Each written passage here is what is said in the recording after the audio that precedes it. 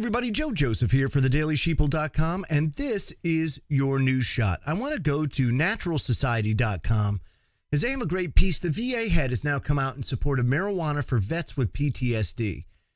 Again, a very interesting thing is taking place within our government because you have to understand our government is one corporation. It's one entity.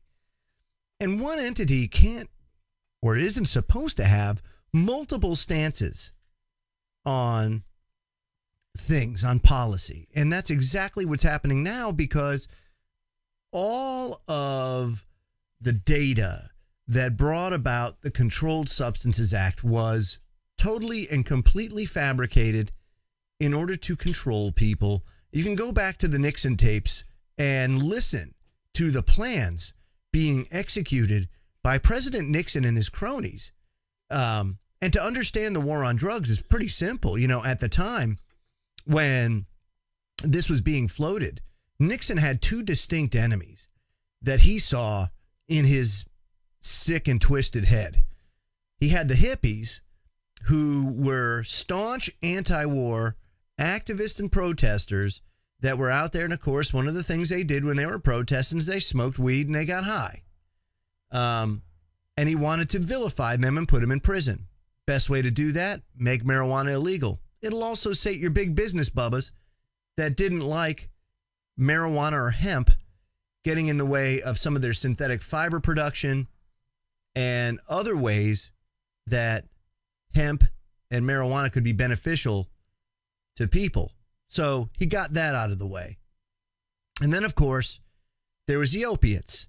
And in order to get rid of that, you know, his big enemies with the opiates were the black people. And the reason why is because of civil rights. He wasn't as big a civil rights guy as Johnson or Kennedy and his predecessors before him who were really pushing it. And he didn't like a lot of the negativity coming from or what he perceived as negativity coming from the black community.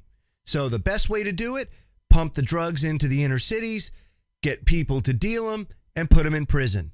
And that's what they did.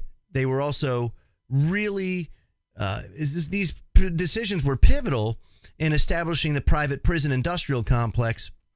Of course, we know that that's made billions upon billions of dollars for mega corporations that deal with this. You know, when they get cheap labor, 25 cents an hour, and you put them on the bologna diet, and they go and they make all your furniture, all your electronics, everything you want. Check out Unicor. Unicor is one of those. That's a federal prison system, but they make everything. I mean, you want to talk about like lawnmowers, office furniture, electronics. They make even warfighting equipment. It's unbelievable what Unicor can put out and produce. It's a huge industrial complex.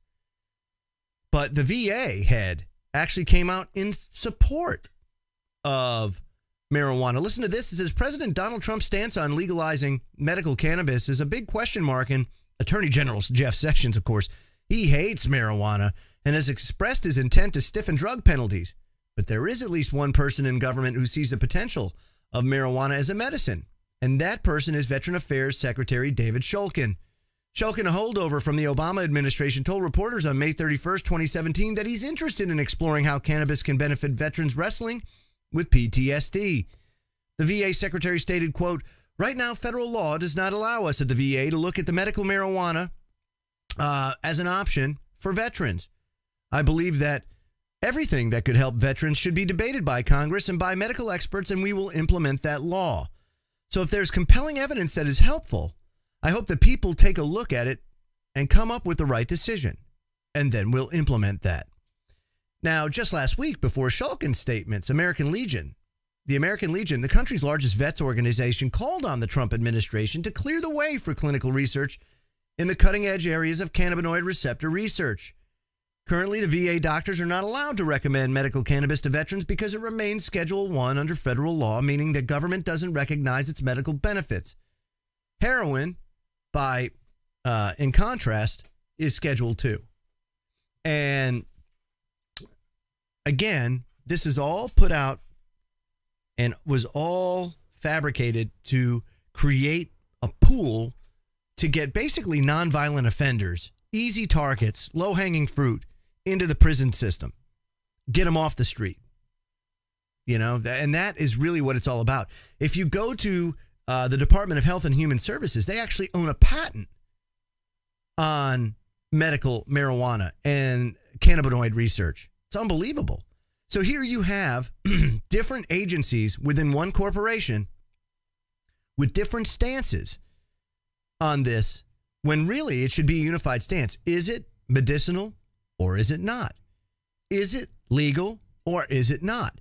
This is something that the United States government really has to make a decision on, because it's on the wrong side of history yet again.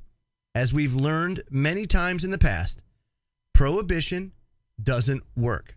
It never has. It never will. And where there's a will, there's a way. And people will go out of their way to provide that way for moolah, for profit. And, you know, when you make things illegal and inaccessible, all that does is drive the price up and make it more attractive for the criminal element to pick up, where good entrepreneurs are pushed out of the way. I'm Joe Joseph. This was thedailysheeple.com's news shot. Feel free to comment below and visit our website at thedailysheeple.com. Have a great day, everybody.